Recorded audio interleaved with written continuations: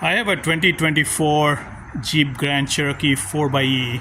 So this is the hybrid powertrain, and this didn't come with the tow hitch, and I need a tow hitch to tow my boat.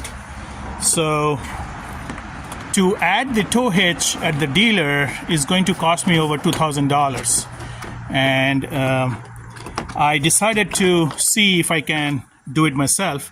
In this video, I'm going to show you how I did this and what are the problems that I faced. So you can see that this is where the tow hitch goes. Now for the parts, these are not cheap. I decided to go the OEM route, which is the Mopar parts. And these parts are not cheap, means there are other videos you will see which are using the aftermarket tow hitch and the wiring harness, and that will cost a lot less. But I wanted the looks of the integrated tow hitch, which has the cutout here, and this one I bought it online, and this you can get. I'll put some part numbers in there. If you have one of the tow hooks in here, there is a part which comes with the tow hook, so you can attach the tow hook. In my case, I don't have a tow hook and I don't intend to.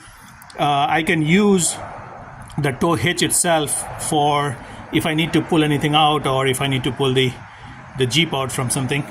And the other thing is this hitch, Mopar hitch, didn't come with the bolts. Now the bolts that come out of the current the enforcement that is there, that has 3 bolts, and this tow hitch requires 4 bolts, so you need 2 more bolts, one on each side. And I ended up buying a set of 8 bolts, which actually is part of this package, and I may not need that. Means I might just use 2. And the third thing is I decided to go with the wiring harness that integrates with the Jeep, and this is the Mopar part number. I will also put the part number in the description and some links to it. And so this one is the AD version. There are a couple of other versions. You can start with the AD version for the 2024, and there are like AA versions and AB versions also. So inside there is this link to the document that I actually printed out myself, and you may want to review the document and see if this is something you want to do, or let the dealer do it. The dealer was charging me over $2,000, including parts and labor. The labor itself was like $1,200. So make sure that this module is part of this package, because this should come with the package. I had to return one package which didn't have this module, and without this module it will not work. And this has the hitch wiring harness hookup. So this one goes directly into the tow hitch itself, and there is a place for this. So this looks very integrated. Though this will be covered up, I think I wanted to see and try out this tow hitch, and then the whole package has the wiring harness in it and all the other. So this is a brand new, and this kit is so in terms of pricing, this is around over $400, and you may get some deals sometimes. You'll see, just keep track of it. And this tow hitch I got it for a little cheaper, probably around $350 or so. The biggest challenge for these Jeep and enabling a tow hitch and a wiring harness is to have a sales code, so that it is put it on your VIN, but it has to be done by a dealer. So I called the dealer, and they said they charge around $250. So that's a thing that they will have to add the sales code. It is the XF2, and I have to take it to the dealer to do it, because otherwise it won't be working. So that's the additional expense for this. So overall, if everything comes out, I'd probably be spending around $1,000. So we have to take out the rear bumper trim, and there are some bolts in here. The first ones are underneath here there are 4 10mm bolts, and this should open up the trim in the bottom. There are 2 on the left side and 2 on the right. Next, I'm going to remove this cap here. This can you can use a trim tool or a screwdriver, and this one is you can pull it out, and then there are 2. So you can say that there is 1 bolt here that will remove the tail light in one side and the other side, and then you have to remove these ones. Bottom one takes a 10mm. This one takes a torque screw driver, and this will come off. So next is to remove the tail light. If you push outwards, it will dislodge, and I will disconnect the connection here. To remove this connector, you pull on the red tab. It is probably pushed in, and then you push on this, and then you disconnect it. So there are 4 clips over 4 bolts over here, or screws, 1 2 3 and 4. So these need to be removed, and so this trim comes out partially. You don't need to take the whole trim out. So with the 4 screws removed, I'm going to pop this out. You can use a trim tool or just use your fingers. Just make sure it doesn't.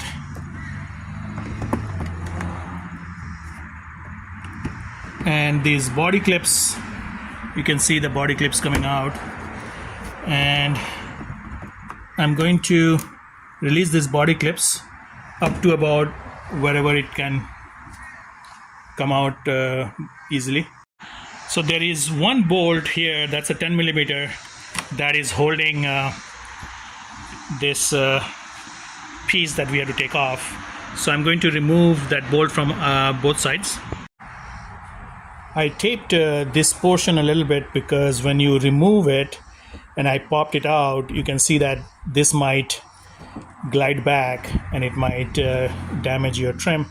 Now this will, as you can see, you can remove these ones, pop it off, and this area is fine. The bottom, this one is a little tricky, and I have to apply some force to remove this. Same thing on the other side. So these popped out pretty well, but this one requires a little force on it. So the this area was pretty tight, and you can see that I did damage one of those clips, but it's very difficult, but you will be able to get it out. It requires a little pushing.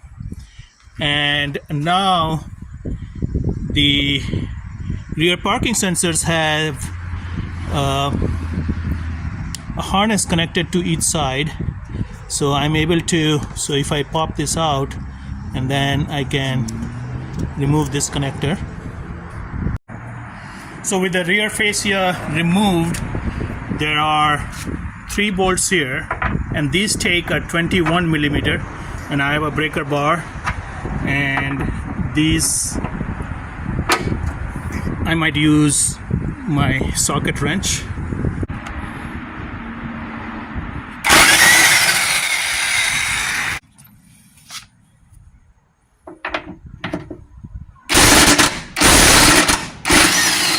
In the 4xe, this is much easier because you don't have the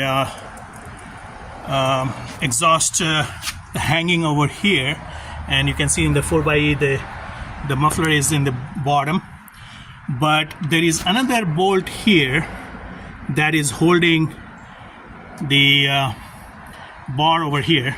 So that one takes 13mm.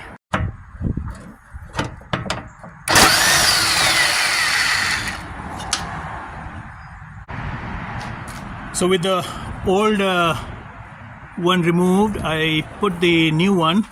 Just make sure that this is on the left side, so these will be the chains where the chains are anchored. These will be on the lower, and it will go only one way. So you can see that this lower bar is going to be on the bottom where your bolts are going to be in there. Now the good thing about getting the OEM, though it's a lot more expensive, is you get to use the same bolts. In my case, I was able to use the 2 bolts, and in the bottom bolt, and then I added one more because this one requires 3 + 1 4 bolts, and I tighten these bolts a little bit with my hand before I use the impact wrench, partly because you want to go into the thread properly, and I'm going to do that on the other side as well.